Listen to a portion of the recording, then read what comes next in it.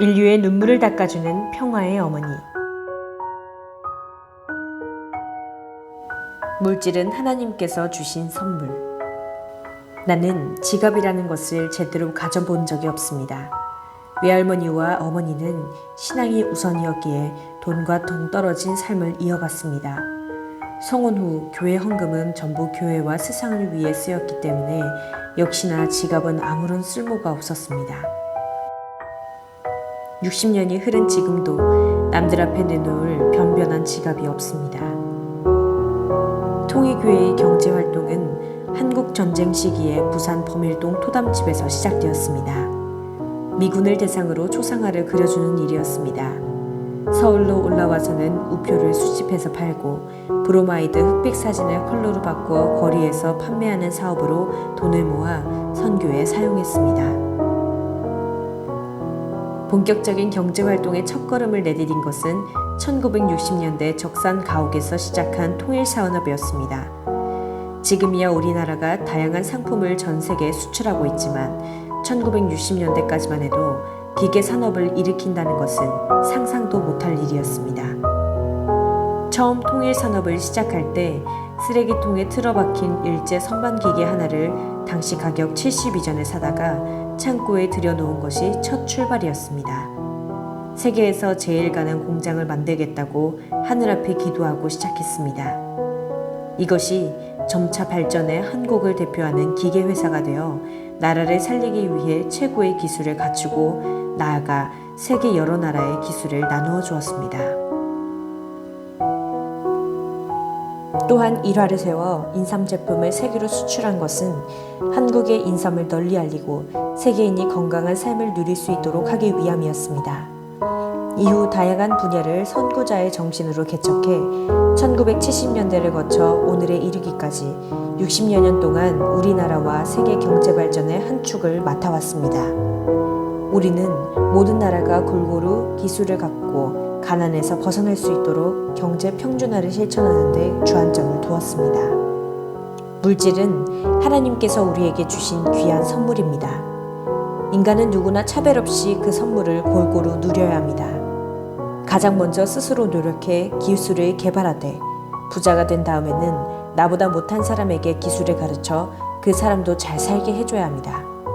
그것이 참된 경제 평준화입니다.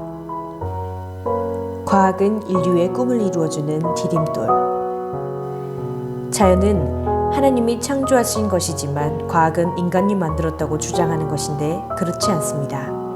과학기술은 하나님이 인간에게 만물을 주관하라고 주신 축복의 도구입니다. 우리는 하나님의 마음으로 자연을 사랑하고 인류에게 쓰임새 있게 활용해야 합니다. 그 바탕을 이루는 것이 과학기술입니다. 하지만 안타깝게도 과학기술은 세계 이곳저곳에서 제각각의 역할만 수행해 왔습니다.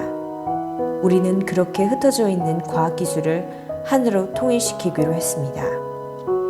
과학기술의 통일을 이루어 과학자들이 세계 평화에 기여할 수 있는 방법을 오랜 시간 고민했습니다. 국제과학통일회의는 그 고민 끝에 탄생했습니다. 우여곡절의 산고를 거쳐 1972년 첫 번째 대회가 열린 이후 내노라 하는 세계 석학들이 지속적으로 참여해 큰 호응을 얻었습니다. 현대과학의 도덕적 방향에 대하여 라는 주제로 미국 뉴욕에서 제1차 대회가 열렸을 때 우리 부부는 창설자로서 과학이 인류를 위해 무엇을 해야 하는지 강조했습니다. 두 번째 대회는 1973년 일본 도쿄에서 현대과학과 도덕 가치를 주제로 열렸습니다. 첫 대회는 7개 나라에서 온 20명에 불과했지만 2차 대회에는 18개 나라에서 60여 명이 참석해 1년 만에 세계적인 대회가 되었습니다. 특히 노벨상 수상자 5명이 참석해 큰 주목을 받았습니다. 우리 부부가 1970년대 초 미국에 갔을 때 미국의 교회 1년 예산이 26,000달러였습니다. 지금은 언론, 교육, 사회봉사 등에 수백만 달러를 쓰고 있습니다. 그중 하나가 과학기술에 대한 후원입니다. 국제과학통일회의가 출발할 때 몇몇 과학자들은 우리 부부를 의심의 눈초리로 바라보았습니다. 그러나 우리는 유명한 학자들을 초빙하기 위해 많은 공을 들였습니다.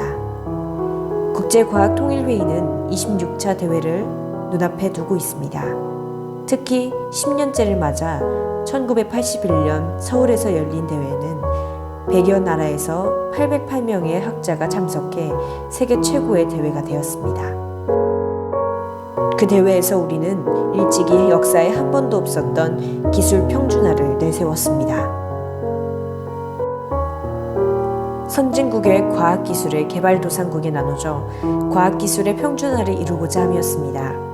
식량이 부족한 아프리카에 소시지 공장을 세우고 생산기계를 무료로 제공했으며 농사짓는 법과 가축 기르는 방법도 가르쳐 주었습니다. 남미에서는 소를 수천 마리 길렀습니다. 그런데 소들이 배출하는 배설물 때문에 공해가 이루 말할 수 없이 심각했습니다. 소만 기른 게 아니라 자연을 더욱 푸르게 하기 위해 나무를 많이 심었습니다. 또한 하와이 코나의 커피 농장을 일궜습니다. 농약을 뿌리지 않고 벌레를 퇴치할 수 있는 방법을 개발해 이제 세계에서 가장 좋은 커피를 생산합니다. 중국과 북한의 자동차 공장을 건설하는 프로젝트도 추진했고 독일에서 자동차 라인 생산의 기간 산업과 보링 공장 등을 인수하기도 했습니다. 농부들이 일일이 손으로 모를 심는 모습이 안타까워 농기계 공장을 인수해서 대량으로 농기계를 보급했습니다. 또한 수준 높은 항공기술과 우주공학기술을 갖추기 위해 한국타임즈 항공도 추진했습니다. 국제과학통일회의는 여러 난제로 2000년 22차 대회 이후 중단되었는데 전 세계 과학자와 엔지니어, 발명가, 학자들이 크게 안타까워했습니다. 그래서 오랜 공백을 깨고 2017년에 다시 대회를 열었습니다. 특히 2018년에 열린 24번째 대회는 수백 명이 참석해 새로운 과학의 길을 탐구하는 값진 재회의 자리가 되었습니다. 5장 심정문화는 영원한 천국의 표상입니다. 마치겠습니다.